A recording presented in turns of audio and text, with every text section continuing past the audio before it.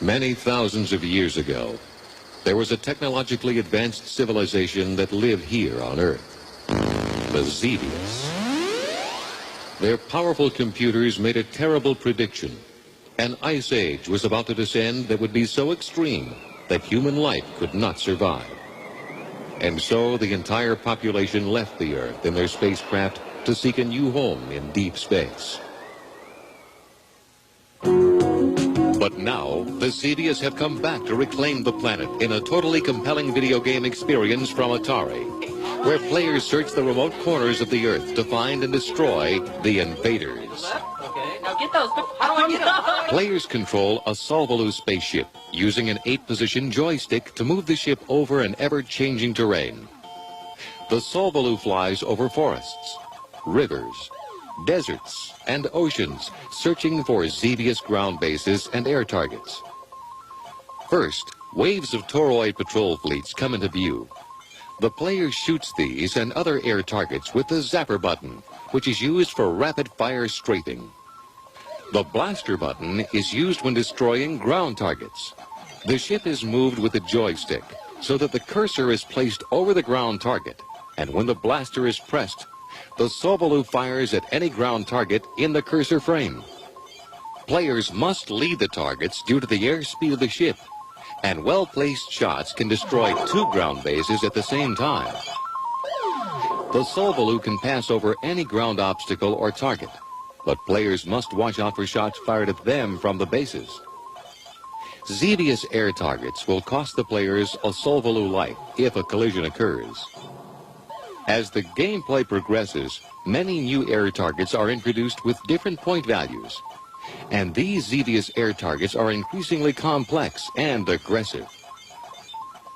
One of the Xevious inventions that really challenges players is a flotilla of flying mirrors, the Bacula resistor shields, which are like a flying maze that the Solvolou must negotiate.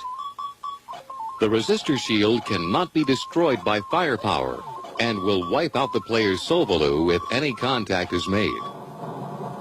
Not only does the air battle intensify, but the Xevious ground bases present greater challenges every second of gameplay. There are defense sites, dome networks, and mega sites, which fire at the player from their fixed positions, and the Xevious have tanks and rovers, which move over the terrain to defend their captured lands. Xevious challenges the player in a way no other video game has done before. The computer program monitors and self-adjusts the difficulty level of gameplay to the ability of the player at the controls moment by moment. No wave is ever the same, because Xevious provides a unique competition between the player and a smart computer that responds to individual player input. In later waves of gameplay, a blink of the Solvolou's cursor indicates the presence of a hidden Xevious citadel, which when hit, rises up from the ground, earning the player high point value, which increases further if hit again and destroyed. Suddenly, the Xevious unveil their most powerful and destructive weapon, the mothership Andor Genesis, which dominates the color raster display screen. The player must shoot the Andor Genesis in the central reactor to disable the awesome ship. But this is an extremely difficult task due to the steady barrage of energy blasts that are fired at the player's ship. If a player is skillful enough to disable the Andor Genesis, he must be ready for the possibility of twin motherships at another level.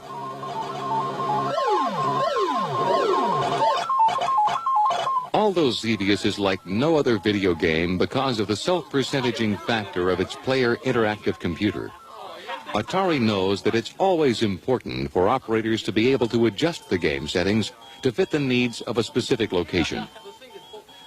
All options, such as number of lives, coinage controls, and bonus or no bonus, can be set in the self-test mode. Xevious has got it all. Fabulous graphics on a full-color raster display, great sound effects, and a smart computer to challenge players continually as the action-packed drama unfolds. Xevious,